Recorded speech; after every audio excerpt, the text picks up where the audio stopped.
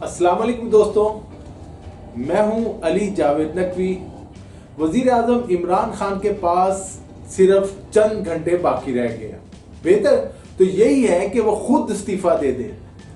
इमरान खान का कौमी असम्बली से इत्मीद का वोट लेना मुश्किल नजर आ रहा है। पीटीआई के 20 अरकान ने पीपल्स पार्टी और मुस्लिम लीग नून के रहनुमाओं को यकीन दहानी कराई है कि वो इमरान खान को इत्मीद का वोट नहीं देंगे। जराए के मुताबिक तहरीक इंसाफ के इन अरकान ने आसिफ अली जरदारी से भी राब्ता किया है और उन्हें यकीन दहानी कराई है कि वो इमरान खान के साथ नहीं। अगर ऐसा है तो इमरान खान की हुकूमत हफ्ते को कौमी असम्बली के इजलास के दौरान ही खत्म हो जाएगी। ये 20 अरकान कौन से हैं? कुछ के नाम मंजर आम पर आ गए हैं, कुछ के नाम खुफिया रखे जा रहे हैं। इमरान खान ने कहा है कि अगर उन्हें इत्मीद का वोट ना मिला तो वो अपोजिशन में बैठ जाएंगे और ऐसा ही होने जा रहा है। इमरान खान को अब अपोजिशन में बैठना पड़ेगा। एक और बड़ी खबर यह है कि जिद्दी इमरान खान ने इदारों को भी धमकियां देनी शुरू कर दी हैं कि वो एहतजाज की तरफ जाएंगे, तहरीक चलाएंगे और खामोश नहीं बैठेंगे। सेनेट इलेक्शन हारने के बाद इमरान खान का कौम से खिताब एक हारे हुए शख्स का खिताब था, जिसे अपने अलावा हर शख्स करप्ट और हर इदारा गैर जिम्मेदार नजर आता है।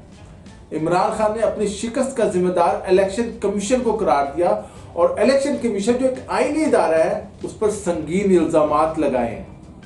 वजीर आजम ने तमाम खराबियों का जिम्मेदार इलेक्शन कमीशन को करार दे दिया।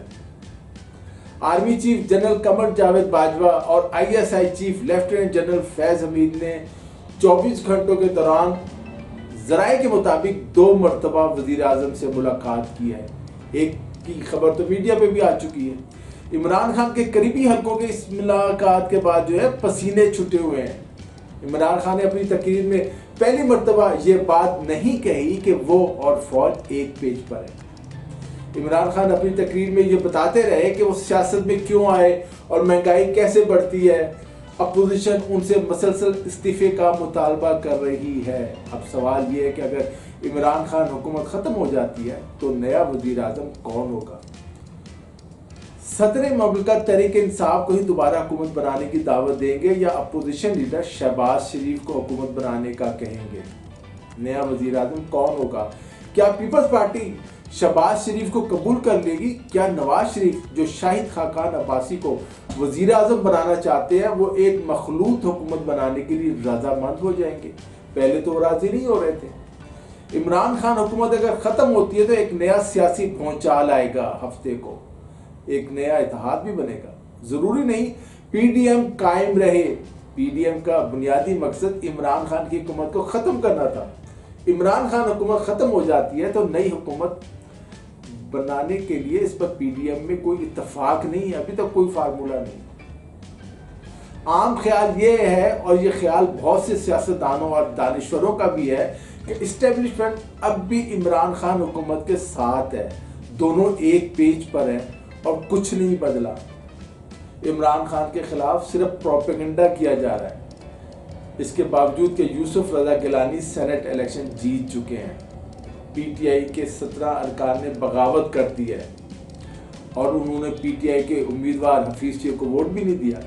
इसके बावजूद वजीर आजम इमरान खान ये समझते हैं कि हफ्ते को कौमी असम्बली से इत्मीद का वोट हासिल कर लेंगे, जो नामुमकिन नजर आ रहा है। वजीर आजम भी खुद इत्मीदी का शिकार क्यों है, जबकि साफ नजर आ रहा है कि पार्टी खत्म हो गई है, हुकूमत के घर जाने का वक्त आ गया है।